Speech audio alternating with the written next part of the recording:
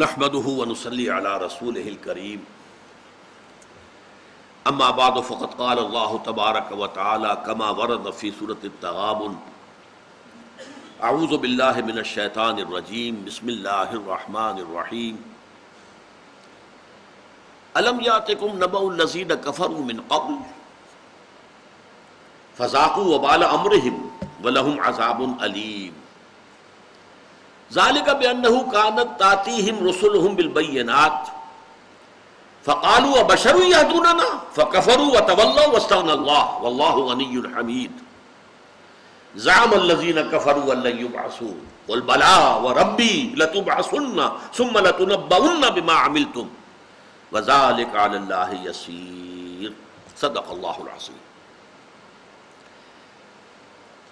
سورہ تغابن کی پہلی 4 آیات میں توحید کا مضمون، ذات و صفات باری تعالیٰ کا مضمون، اگرچہ اس میں گوندا ہوا مضمون آخرت کا، بعث بعد الموت کا بھی موجود ہے۔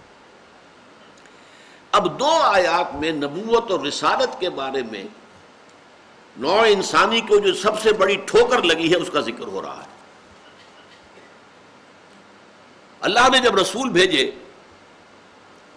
تو رسول کے دشمنوں نے اور اس وقت کے جو جبار اور قہار اور چودھری تھے، سردار تھے، انہوں نے عوام کو ورغلایا کہ دیکھو یہ تمہارے جیسے انسان ہیں،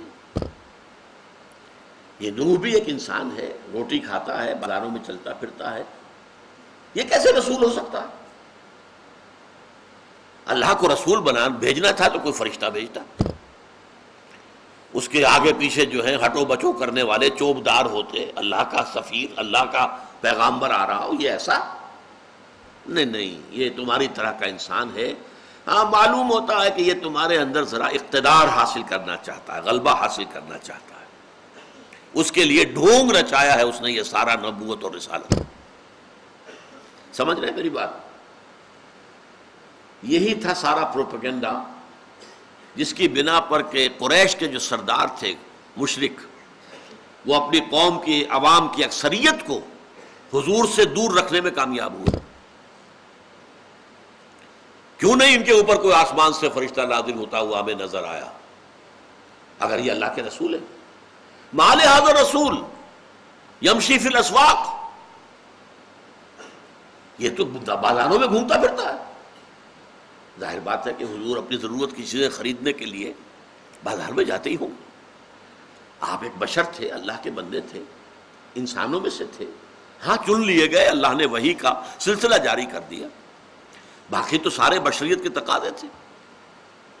یاکل الطعام ویمشی فی الاسواق، یہ کھانا بھی کھاتا ہے، یہ تو بازاروں میں چلتا پھرتا ہے، گھومتا ہے، یہ رسول کیسے ہو سکتا ہے؟ اللہ کا رسول تو کوئی ما فوق البشر کو ہستی ہونی چاہیے، کوئی فرشتہ جو ہے جو پروں کے ساتھ اڑتا ہوا آسمان سے نیچے اترتا ہوا اب ہمیں نظر آئے اور یہ کہے کہ میں اللہ کی طرف سے بھیجا گیا ہوں، تب تو ہم مان لیتے، ورنہ یہ کہ ہم اس طریقے سے کسی انسان کو اللہ کا نبی ماننے کو تیار نہیں۔ زعم الذین کفروا، نہیں، الم یاتکم نبأ الذین کفروا من قبل، کیا تم تک خبریں نہیں پہنچ گئی ہیں ان لوگوں کی جنہوں نے کفر کیا تھا پہلے؟ فذاقوا وبال امرہم، تو انہوں نے اپنے کیے کا مزہ چکھ لیا، سزا مل گئی۔ قوم نوح نے انکار کیا، غرق کر دی گئی۔ قوم ہود نے انکار کیا، تباہ کر دی گئی۔ قوم سمود نے نہیں مانا، برباد کر دی گئی۔ قوم شعیب نے، مدین کے لوگوں نے نہیں مانا، برباد کر دیے گئے۔ فذاقوا وبال امرہم ولہم عذاب علیم، اور ابھی ان کے لیے بہت دردناک عذاب ہے۔ یہ دنیا کا عذاب تو کچھ بھی نہیں تھا۔ حضرت نوح علیہ السلام کی قوم جب غرق ہوئی ہوگی تو کتنی دیر لگتی ہے انسان کو غرق ہونے میں؟ 2-4 ڈبکیاں کھاتا ہے، اس کے بعد انکانشس ختم، پھر اسے کیا تکلیف ہوتی ہے؟ کچھ بھی نہیں۔ آپ نے کسی کو پھانسی دی، اسے کیا تکلیف ہوئی؟ ذرا سا آپ نے اس کا تختہ اس کے پاؤں سے کھینچا، وہ تھوڑی دیر تڑپا اور ختم، کتنی اسے تکلیف ہوئی۔ اور آج کل امریکہ وغیرہ میں کیا ہوتا ہے؟ وہ تو نہ پھانسی ہے نہ کچھ ہے، یا تو کرسی پر بٹھایا، 1 کروڑ پاس کیا، you are no more, gone with the wind. اور اس سے بھی آسان ہو گیا، ایک ٹیکا لگایا گئے. پین لیس ڈیتھ، پین لیس ڈیتھ. جیسے آپ کو معلوم ہے کہ آپریشن کے لیے کسی کو بے ہوش کر دیا جاتا ہے، بس ایسے ہی ذرا اس کی گہرائی تیز ہو گئی ختم ہو گئی. تو تکلیف کیا ہوئی؟ کچھ بھی نہیں. فذاقوا وبال امرہم. یہ ہلاکت جو آئی دنیا میں، پوری قومیں جو برباد کی گئیں، جو تباہ کی گئیں، یہ انہوں نے اپنے کفر کی پاداش جو ہے وہ دنیا کے اندر تو اتنی ہی ہو سکتی تھی، ہو گئی. وَلَهُمْ عَذَابٌ عَلِيمٌ. اصل دردناک عذاب ابھی ان کا منتظر ہے، وہ آخرت کا عذاب ہے.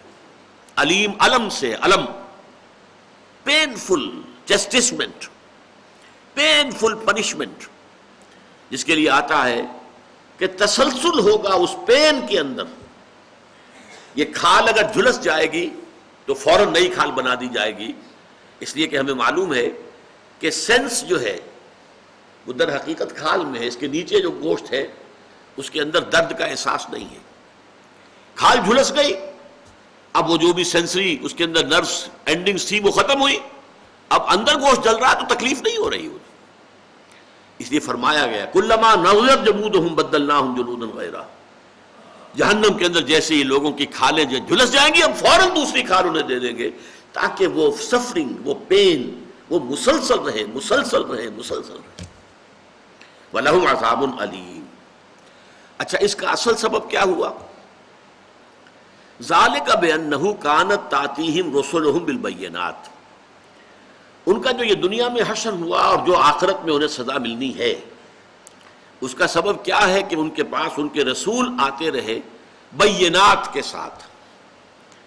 بینہ ایک ایسی شے جو بالکل روشن ہو، واضح ہو، جسے کسی اور دلیل کی حاجت نہ ہو. جیسے ہم کہتے ہیں فارسی میں محاورہ ہے، آفتاب آمد دلیل آفتاب. جب سورج طلوع ہو جاتا تو اپنے وجود پر وہ خود ہی سب سے بڑا ثبوت ہے، اسے کوئی اور جو ہے ایڈیشنل ثبوت کی ضرورت نہیں ہے. بلکہ فرض کیجئے سورج چمک رہا ہے، کوئی اڑ جائے نہیں ہے سورج، اب آپ اس کو منوانے کے لیے وہ دلیلیں لائیں گے تو وہ دلیلیں کمزور ہوں گی. اس سے وہ جو حقیقت جو ہے وہ اتنی ظاہر ہے، باہر ہے، واضح ہے، اظہر من الشمس ہے کہ اس کے اوپر کوئی اور دلیل نہیں لائی جا سکتی. تو بینہ اس کو کہتے ہیں. رسولوں کے لیے بینات دو معنی میں آیا ہے. ایک تو جو معجزات اللہ تعالیٰ اپنے رسولوں کو دیتے تھے وہ بینہ کہلاتے تھے، جس سے ثابت ہو جاتا تھا کہ اس نبی کا تعلق ذات باری تعالیٰ کے ساتھ ہے، یہ عام انسانی سطح پر نہیں ہے.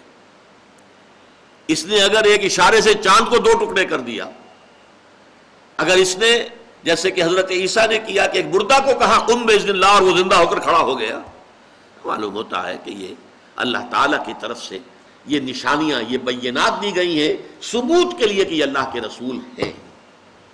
تو یہ معجزات جو ہیں اس بات رسالت کے لیے اور رسالت کے ثبوت کے طور پر دیے جاتے رہے. اور دوسری بات بینہ، رسول جن باتوں کو ماننے کی تلقین کرتے تھے، جن باتوں کو کی دعوت دیتے تھے، وہ فطرت انسانی کے نزدیک بینہ تھی، روشن، واضح.